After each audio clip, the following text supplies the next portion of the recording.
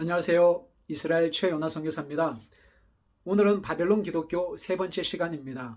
오늘 여러분들과 함께 나눌 주제는 너무나 중요한 내용인데요. 바로 성전 건축은 이젠 그만이라는 내용입니다. 너무나 중요한 주제이기 때문에 오늘 저의 나눔과 메시지가 여러분들 신앙생활에 작은 도움이 되었으면 좋겠습니다. 그리고 이 문제로 고민하거나 갈등을 하고 있는 주변 분들이 있다면 지인분들에게 나누어 주시고 공유해 주시면 고맙겠습니다. 아담과 하와가 범죄하고 난 이후에 범죄한 인간이 하나님께 나아갈 수 있는 길은 없었습니다. 그래서 하나님께서는 성막이라고 하는 제도를 통해서 하나님을 만날 수 있는 길을 열어주셨죠. 출애굽기와 레위기서를 통해서 특별히 하나님은 모세를 통해 성막 설계를 만들게 하셨습니다. 출애굽기를 읽다 보면 모세에게 하나님은 이러이러한 양식으로 성막을 지으라고 말씀을 하셨습니다. 출애굽기 40장에 보면 계속해서 이런 문장이 반복적으로 언급이 됩니다. 모세가 그같이 행하되 곧 여호와께서 자기에게 명령하신 대로 다 행하였더라. 여호와께서 모세에게 행하신 대로 다 행하였더라 라는 문장이 계속적으로 반복이 됩니다.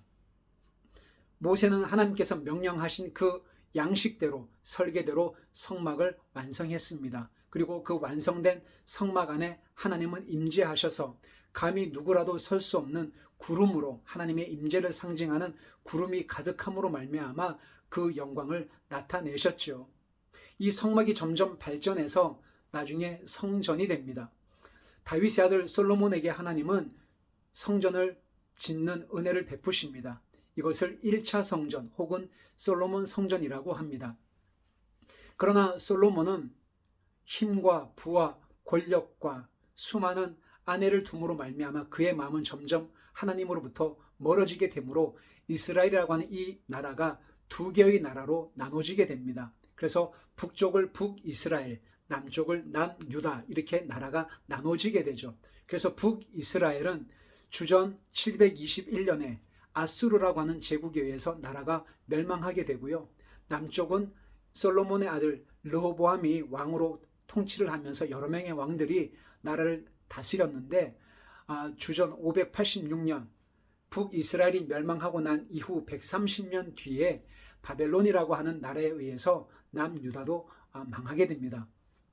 이때 그 나라가 망할 것을 예언하며 눈물로 호소했던 선지자가 여러분들이 잘 아는 예레미야 선지자죠. 그래서 바벨론 땅에 포로로 끌려간 수많은 이스라엘 백성들이 1차, 2차, 3번에 걸쳐서 포로로 끌려갔을 때 대표적으로 끌려갔던 사람이 바로 다니엘과 에스겔이었습니다. 그런데 참 하나님은 놀라우신 방법으로 이스라엘 백성들이 다시 고국으로 돌아와서 성전을 지을 수 있는 그런 은혜를 베풀어 주시죠. 그때 쓰임받았던 왕이 역대하 36장과 에스라 1장에 등장하는 페르시아 제국을 건설한 바로 고레스 왕이었습니다. 이것을 우리가 흔히 고레스 칙령이라고 이야기를 합니다. 제가 왜 이렇게 말씀을 드리냐면 고레스 칙령에 의해서 이스라엘 백성들이 포로로 끌려갔지만 다시 고국에 와서 성전을 지을 수 있는 은혜를 입게 되었습니다. 그런데 고레스 칙령에 의해서 성전을 짓게 되는데 고레스 왕이 사망하게 됩니다. 죽게 됨으로 말미암아 여러 회방꾼들로 인해서 성전 건축이 중단이 되는데 이때 다시 성전을 지으라고 독려한 선지자가 바로 학개 선지자입니다. 여러분, 교회에서 성전 건축에 대한 메시지를 들을 때 가장 많이 인용되는 구약 성경 본문이 바로 학개서입니다. 그래서 제가 이렇게 아수르 제국, 바벨론 제국, 에레미야 선지자, 그리고 그때 고레스 왕에 의해서 바벨론 포로들이 3번에 걸쳐서 이스라엘 땅으로 귀환하게 된 이런 배경을 설명드리는 이유는 우리가 성전 건축에 대한 이런 설교를 들을 때 가장 많이 인용되는 말씀이 바로 학개서이기 때문에 그렇습니다. 그런데 이 학개서에 대한 그런 배경과 문맥을 제대로 이해하지 못하고 바로 성전 건축과 관련된 말씀이니까 이것을 오늘날 바로 적용하게 되면 여러 가지 문제점이 발생합니다. 고레스 왕의 칙령에 의해서 이스라엘 백성들은 돌아오게 됩니다. 그가 사망함으로 성전 건축을 하다가 중간에 중단하게 되죠. 스탑하게 됩니다. 그때 나타난 선지자가 바로 학개와 스가랴 선지자였습니다. 너희들은 먹고 살기 위해서 그렇게 바쁘지만 하나님의 성전이 이렇게 짓다가 지금 회파가 되어져서 지금 이런 상태인데 어떻게 그렇게 할 수 있느냐? 다시 힘을 내서 성전을 건축하게 되면 하나님의 영광이 임하고 평강이 임할 것이다.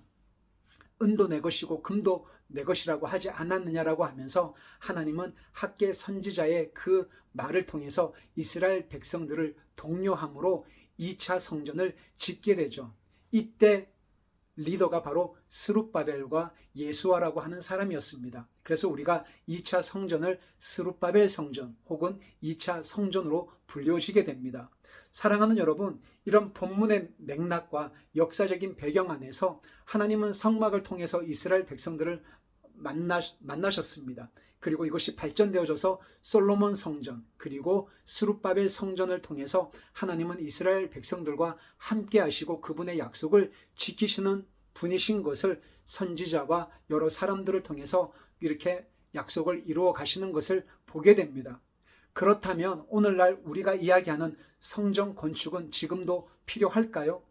성경은 그렇지 않다라고 분명하게 말씀을 하고 있습니다. 왜냐하면 하나님은 사람의 손으로 지은 우리 인간이 지은 어떠한 건물 안에 갇혀 계시는 분이 아니기 때문에 그렇습니다. 그래서 오늘날 성전 건축합시다. 성전 건축을 하면 복을 받습니다. 성전 건축하는 것은 하나님이 기뻐하시는 일입니다라는 이런 표현을 오늘날 성경 문맥과는 상관없이 내가 짓고 싶어서 내 꿈을 이루고 싶어서 나의 욕심에 의해서 성경 본문을 아무렇게나 자의적으로 해석하는 것은 굉장히 위험한 일입니다. 요한복음 2장에 보시면 예수님에게 표적을 보여달라고 하는 유대인들에게 예수님께서 성전에 대해서 이렇게 분명하게 말씀하셨습니다. 요한복음 2장 18절에서 21절까지입니다. 이에 유대인들이 대답하여 예수께 말하기를 너가 이런 일을 행하니 무슨 표적을 우리에게 보이겠느냐? 예수께서 대답하여 이르시되 너희가 이 성전을 헐라 내가 사흘 동안에 일으키리라. 유대인들이 이르되 이 성전은 46년 동안의 지었건을 너가 3일 동안에 일으키겠느냐 하더라. 그러나 예수는 성전된 자기 육체를 가리켜 말씀하심이라. 사랑하는 여러분, 신약시대 때 이스라엘 땅을 통치했던 이둠의 출신의 왕이 있었습니다. 그 왕이 바로 헤롯 왕이었습니다.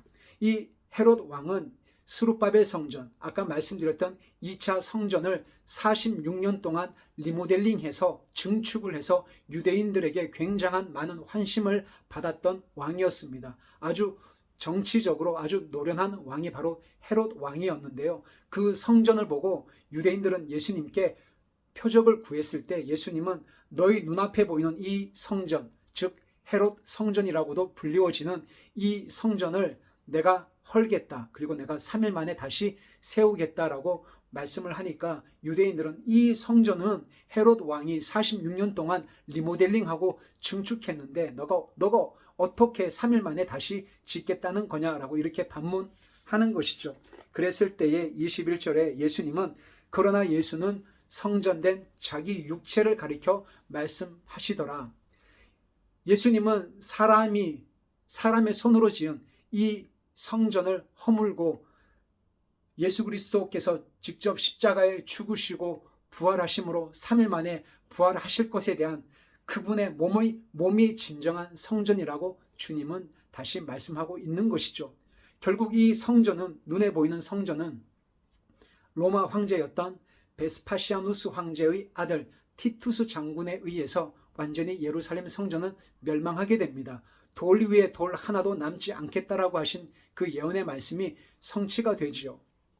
그러면서 예수 그리스도를 주로 고백하고 하늘의 생명으로 거듭난 그리스도인들 마음 안에 주님은 들어와서 함께 먹고 함께 마시며 사는 진정한 성전이 되어 주셨습니다.